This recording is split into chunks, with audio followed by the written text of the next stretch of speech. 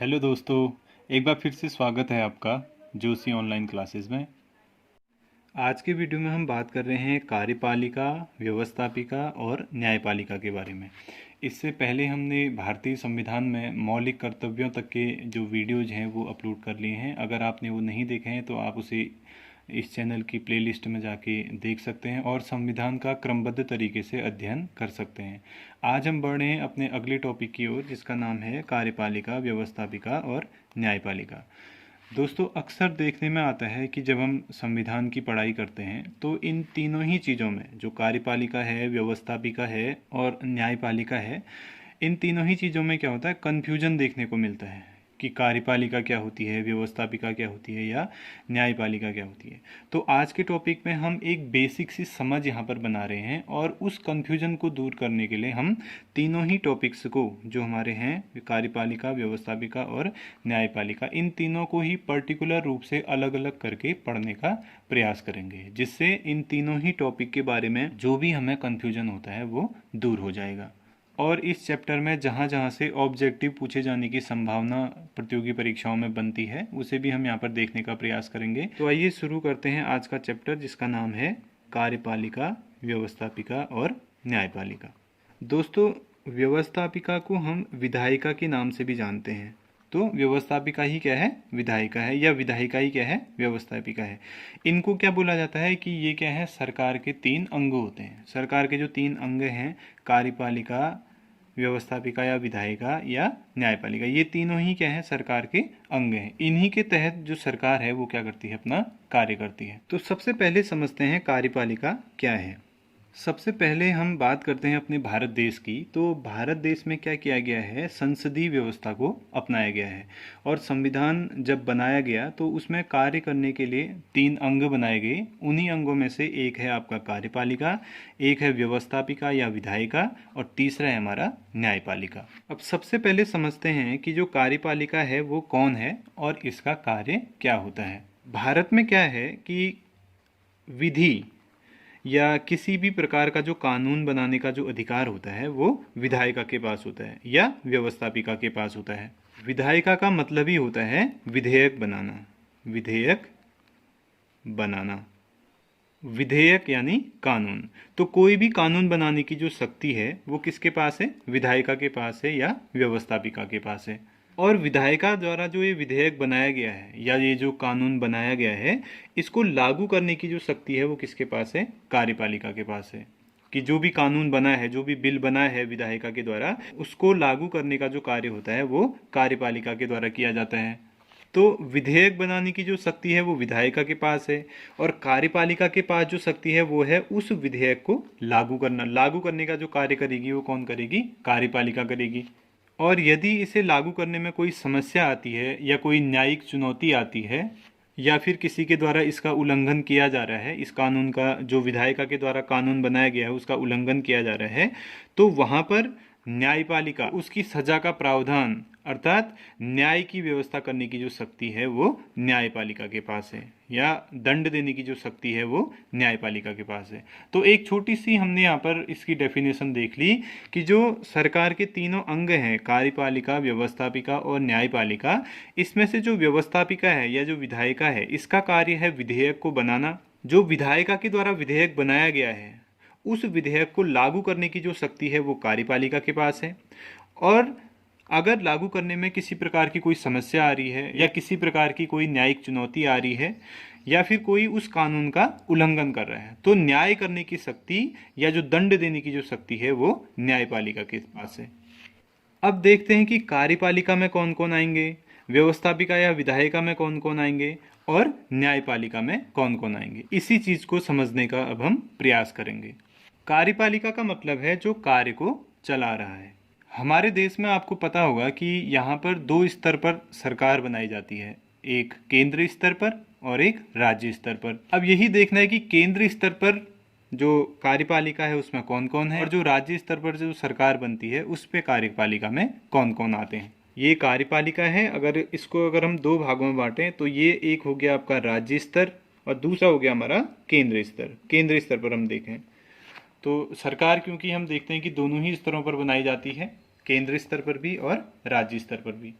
अगर हम केंद्रीय स्तर की बात करें, केंद्रीय स्तर की जो सरकार होती है उसकी अगर हम बात करें, तो यहाँ पर जो कार्यपालिका का जो हेड होता है वो होता है राष्ट्रपति। राष्ट्रपति केंद्रीय स्तर पर जो सरकार बनती है उसकी कार्यपालिका का हेड होता है। और राष्ट्रपति की अगर हम बात करें तो राष्ट्रपति केवल केंद्रीय स्तर पर ही नहीं बल्कि पूरे देश के स्तर पर अगर हम देखें, जो कार्यपालिका का जो हेड होता है वो राष्ट्रपति होता है या प्रेसिडेंट होता है। इसी तरह से दूसरे रूप में अगर हम देखें तो इसके बाद आते हैं उपराष्ट्रपति यानी कि वाइस प्रेसिडेंट। तीसरे में आ जाते हैं हमारे प्रधानमंत्री जो होते हैं, वो भी केंद्रीय स्तर की कार्यपालिका में शामिल होते हैं। और प्रधानमंत्री को कार्यपालिका का वास्तविक प्रधान माना जाता है। वास्तव में हमारे देश में राष्ट्रपति को विभिन्न प्रकार की शक्तियां प्रदान की गई हैं, लेकिन इन शक्तियों का जो प्रयोग है वो प्रधानमंत्री के माध्यम से ही किया जाता है। इसी कारण राष्ट्रपति को कार्यपालिका का नाम मात्र का प्रधान माना जाता है और जो प्रधानमंत्री हैं उन्हें ही कार्यपालिका का वास्तविक प्रधान माना जाता है। और यही जो हमारे प्रधानमंत्री हैं इनके नियंत्रण में काम करता है, जिसे बोला जाता है मंत्री परिषद। तो अगर हम देखें राष्ट्रपति, उपराष्ट्रपति, प्रधानमंत्री और प्रधानमंत्री की मंत्रिपरिषद, ये सभी क्या हैं, केंद्र में कार्यपालिका के अंग हैं। अब केंद्रीय स्तर पर अगर हम मंत्रिपरिषद को देखें तो इसके अंतर्गत भी हमारे 3 मंत्री आते हैं, जिसमें प्रमुख रूप से पहले हैं कैबिनेट मंत्री, है ना, कैबिनेट मंत्री को इसमें शामिल किया गया है। दूसरे हमारे आ जाते हैं इसमें राज्य मंत्री, ये भी इसके अंतर्गत शामिल होते हैं।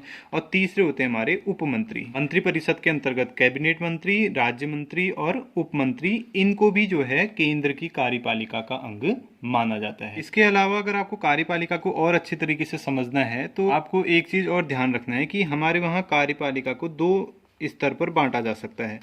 एक है स्थायी कार्यपालिका, स्थायी कार्यपालिका, और एक है अस्थायी कार्यपालिका। 2 तरह की कार्यपालिका हैं, एक है स्थायी और एक है अस्थायी। अब स्थायी कार्यपालिका क्या है और अस्थायी कार्यपालिका क्या है?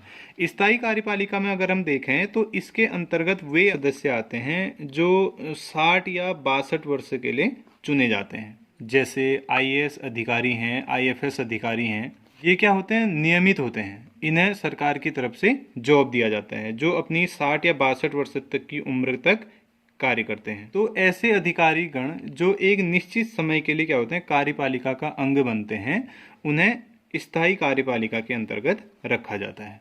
और अस्थायी कार्यपालिका की अगर हम बात करें तो जो हमने अभी यहाँ पर देखा कि राष्ट्रपति, उपराष्ट्रपति, प्रधानमंत्री या इसके अंतर्गत जो मंत्रिपरिषद है, इन्हें क्या होता है, जनता के द्वारा 5 वर्ष के लिए चुना जाता है, इसीलिए इन्हें अस्थायी कार्यपालिका कहा जाता है।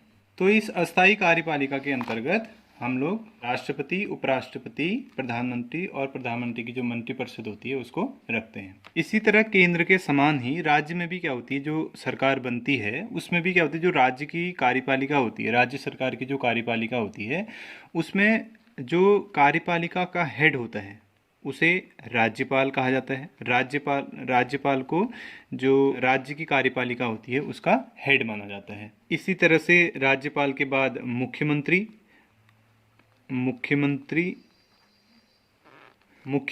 की मंत्रिपरिषद। अब ये क्या हो गए, यहाँ पर ये राज्य की कार्यपालिका जो होती है उसके प्रमुख अंग हो गए। केंद्रीय स्तर पर हमने देखा था राष्ट्रपति, उपराष्ट्रपति, प्रधानमंत्री, प्रधानमंत्री की मंत्रिपरिषद। इसी तरह से राज्य स्तर पर हमने देखा राज्यपाल, जो राज्य की कार्यपालिका का प्रधान होता है, फिर उसके बाद मुख्यमंत्री और इसी तरह से मुख्यमंत्री की मंत्रिपरिषद। अब ये जो हमने यहाँ पर स्थायी और अस्थायी कार्यपालिका की बात की थी, तो ये केंद्र में भी होती है और राज्य में भी होती है। राज्य में भी अस्थायी कार्यपालिका के अंतर्गत जो राज्यपाल है, मुख्यमंत्री है, मंत्रिपरिषद है, वो आते हैं। स्थायी कार्यपालिका में देखते हैं हम जो IAS अधिकारी हैं या जो PCS अधिकारी हैं, जो नियत रूप से 60 से 62 वर्ष के लिए चुने जाते हैं, उन्हें हम स्थायी कार्यपालिका के अंतर्गत रखते हैं।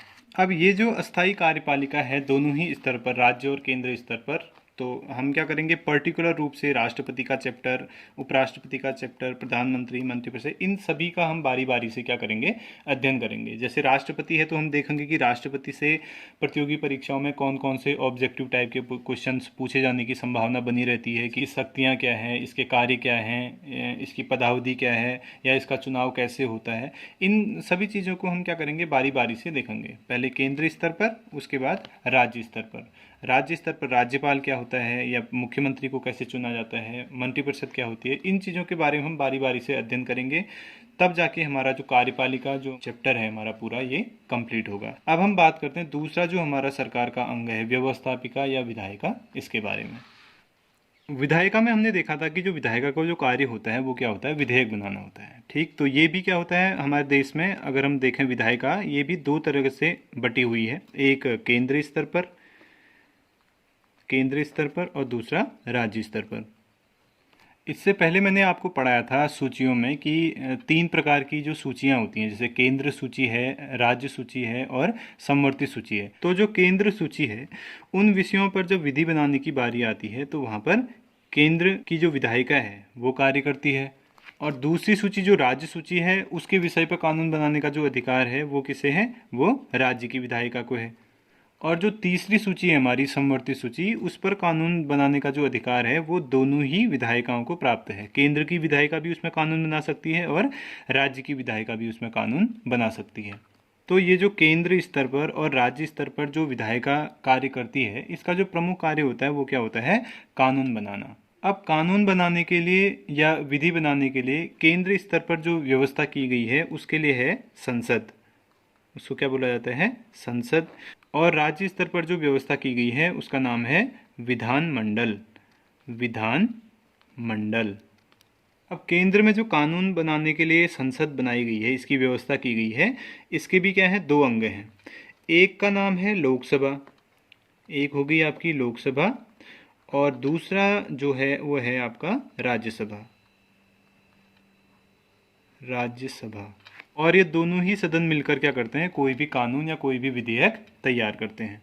और इन्हीं दोनों सदनों के जो मेंबर होते हैं, जो सदस्य होते हैं, उनको सम्मिलित रूप से क्या बोला जाता है, विधायिका बोला जाता है। केंद्रीय स्तर पर जो लोकसभा के जो सदस्य होते हैं और राज्यसभा के जो सदस्य होते हैं, इन्हीं को विधायिका के नाम से जाना जाता है। और वास्तव में अगर हम देखें तो उसे सांसद कहा जाता है, या जिसे MP भी कहते हैं, मेंबर ऑफ पार्लियामेंट। और यही सांसद क्या होते हैं, विधायिका के अंग होते हैं और कानून बनाने का कार्य करते हैं। जब राज्य स्तर की हम बात करेंगे तो विधानमंडल में भी क्या होते हैं, हमारे 2 स्तर होते हैं। और इसको अगर हम देखें तो एक होता है आपका विधानसभा, और दूसरा जो है वो है विधान परिषद।